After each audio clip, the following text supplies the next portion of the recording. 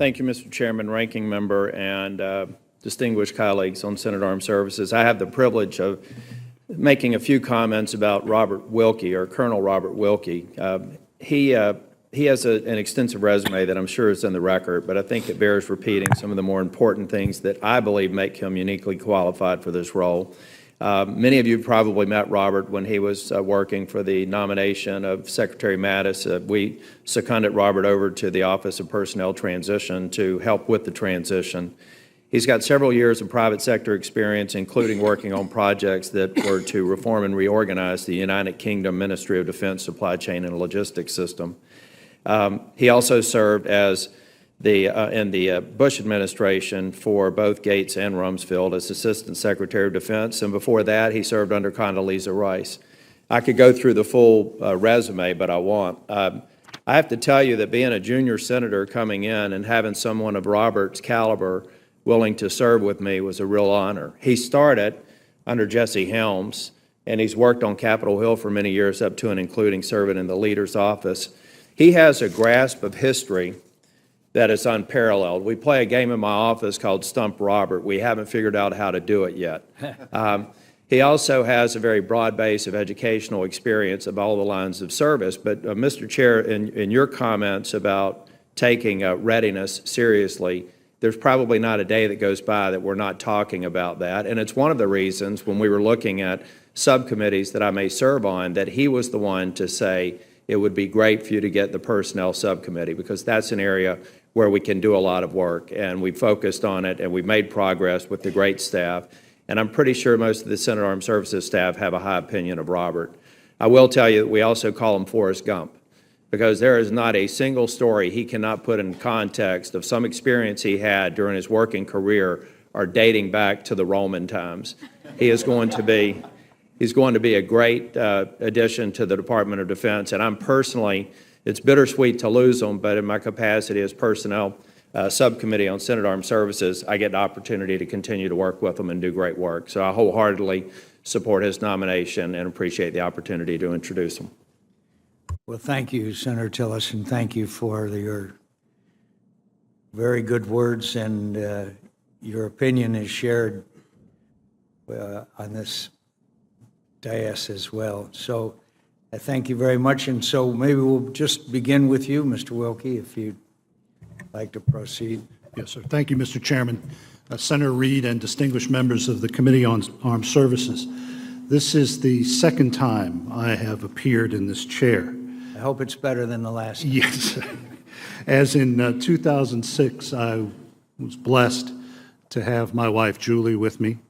We grew up together outside of Fort Bragg, and she is the foundation of our family in both our civilian and military lives.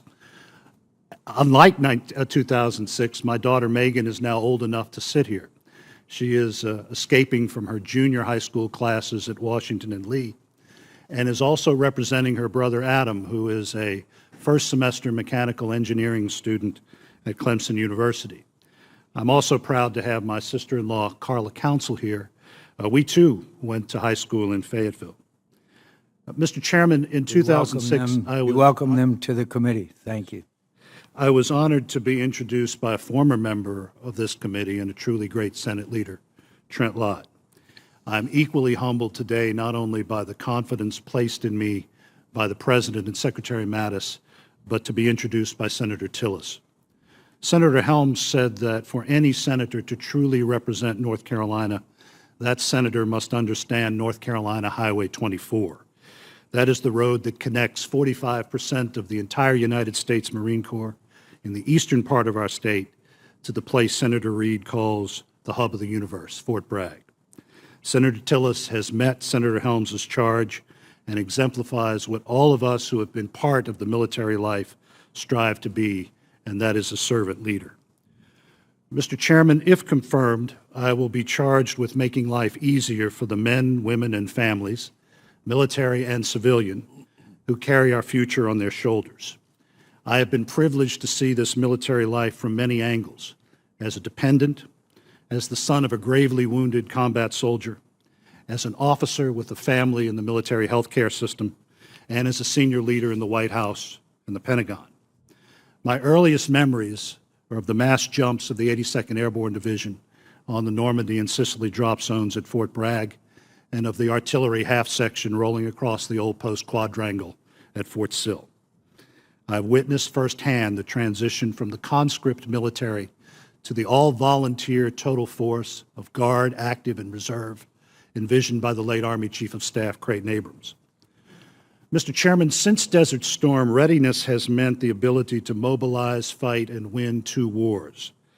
Without prejudging Secretary Mattis's strategic review, that notion of readiness is a good place for PNR to start when assessing the quality of the total force. In my opinion, as the chairman mentioned, the department has too often been caught up in chasing the shiny object, the new carrier, the new fighter. There have been few champions for readiness to work with this committee.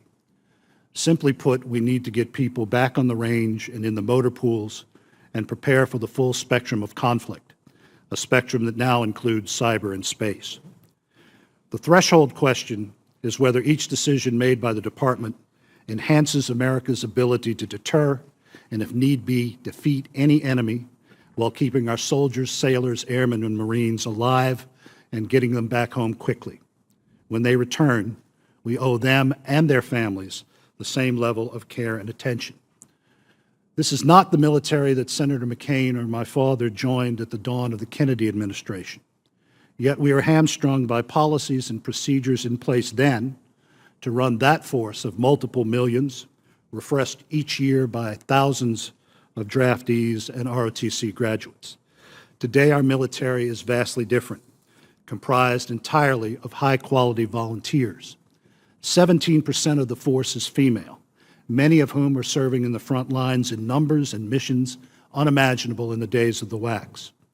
But our headquarters are bloated. We rely on a 20-year upper-out model for servicemen and women who are forced to leave the military in their prime. Promotion models often see the bottom performer advanced at the same pace as the front runner. Success in the information age will increasingly rely on the technical ability of our troops, yet our assignment system values breadth over depth of experience.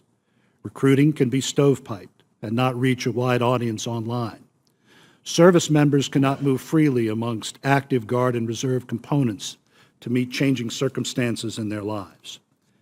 In my father's day, few soldiers had families. Today, over 60% do. For our families, the center of their lives can be their military health care system. But that system has been slow to keep up with modern medical advances for conditions like autism and other behavioral disorders, as Senators Gillibrand and Tillis have made clear. We still have military families making their medical appointments on paper. Constant rotation, again based on a 19th century Army model, prevents spouses from putting down roots and garnering meaningful employment. Child care is at best uneven. The bottom line, as the chairman said in his remarks to Secretary Mattis, is that if the families are not happy, the soldier walks. The all-volunteer force has performed miracles, but dwell times for frontline Marine and Army infantry units are now down to 1 to 1.14 years.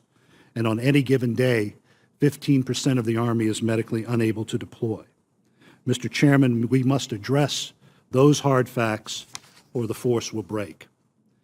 This committee has kept pace and faith with the finest military in the world, and the solutions for many of the issues I mentioned have already begun to be put in place. If confirmed, I pledge to build on your work and also work with the great patriots, as part of their family, the patriots who man OSDP&R, and help you keep that faith. Mr. Chairman, I thank you, and I look forward to your questions. Thank you for an excellent statement.